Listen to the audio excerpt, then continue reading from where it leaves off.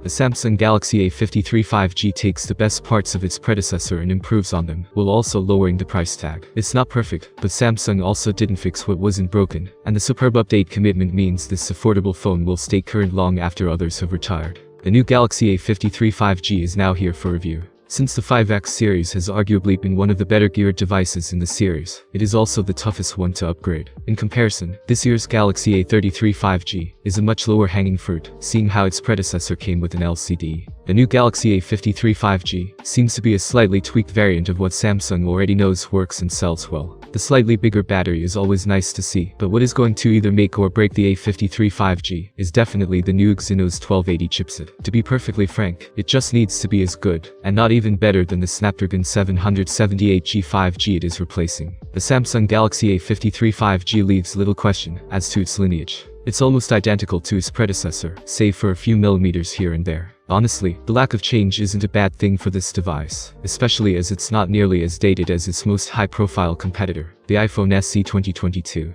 The ports, buttons, and cameras are all in familiar spots, so it's easy to pick up and go. The only questionable choice is the placement of the microphone, which is wedged between the left-sided SIM tray and USB-C port on the bottom edge. Be careful where you place your ejector tool. The phone packs an impressive 6.5-inch Super AMOLED panel, the same as you'd find on the previous Galaxy A52 5G. It's a classic case of not fixing something that isn't broken. You get a sharp Full HD Plus resolution, a smooth 120Hz adaptive refresh rate, and up to 800 nits of peak brightness. Although the display is adaptive, it remained at 120Hz for the duration of my testing and almost never dropped to 60Hz. You can also lock the display to 60Hz in the motion smoothness menu to save battery, but I never found battery life to be an issue. There are thin bezels on all four sides, though the top and bottom are slightly thicker. The only interruption comes from the central punch-hole selfie camera, which is small enough to be easy to ignore when streaming your favorite shows. It will cut into your picture slightly if you zoom in to fill the display, but Samsung's default video playback hides the camera in a black bar. The Galaxy A53 5G's selfie camera also has a tiny silver ring around it. However, it's not much more noticeable than the edge of a screen protector would be. One of Samsung's most noticeable changes for the Galaxy A53 5G is the disappearance of the headphone jack. It's slowly been fading from budget devices, and this time it's likely been sacrificed in favor of some extra battery capacity. The overall build quality and durability haven't changed, however. This is still a very well-made phone. The Galaxy A53 5G runs the latest Android 12 and One UI 4.1 combo. It is still missing the occasional feature here and there compared to the flagship Galaxy S22 line, but nothing unexpected or too major for most users. The Galaxy A53 5G is equipped with Samsung's new Exynos 1280 chipset.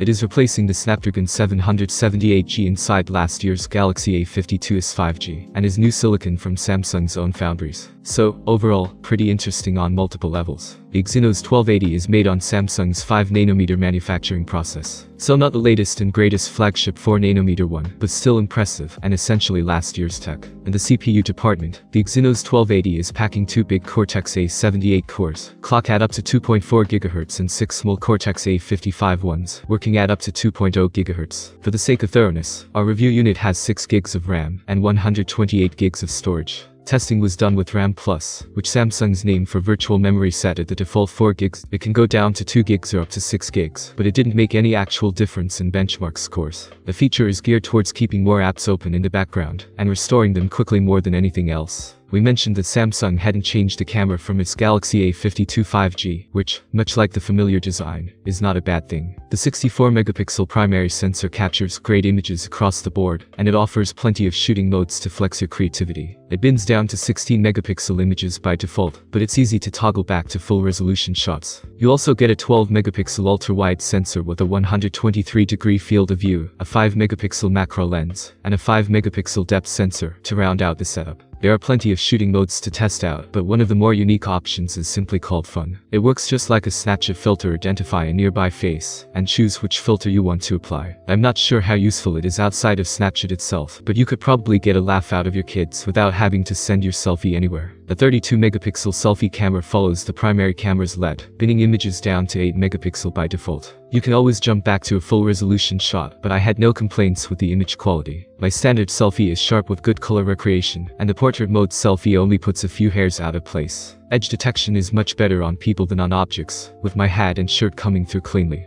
The Galaxy A53 5G has a 5000 mAh battery, which stands out with the A52s 5G, the A52 5G and the A52, all rocking 4500 mAh batteries. An argument could be made that with a 5nm manufacturing process, the new Exynos 1280 chipset should be theoretically more efficient than the 6nm Snapdragon 778G it is replacing. The Galaxy A53 5G supports 25-watt fast charging, just like its predecessor and quite a few other recent Samsung devices. In fact, it has sort of become the de facto standard for the Korean giant lately. Said 25-watt is achieved using USB power delivery, which is great to see for its universal nature. The Galaxy A53 5G doesn't reinvent the wheel, but it doesn't have to. Instead, Samsung refined the already impressive Galaxy A52 5G and lowered its asking price by $50. The lower price ends up being the cherry on top because the overall package is one of the most impressive you'll find for under $500. Samsung's quartet of rear cameras delivers the goods, both day and night, with the only blemish being the lack of 4K and 60fps video recording. The large, 6.5-inch, 120Hz AMOLED display is crisp and smooth, making video streaming enjoyable. Overall, the Samsung Galaxy A53 5G is an excellent indicator of where the budget phone market is headed.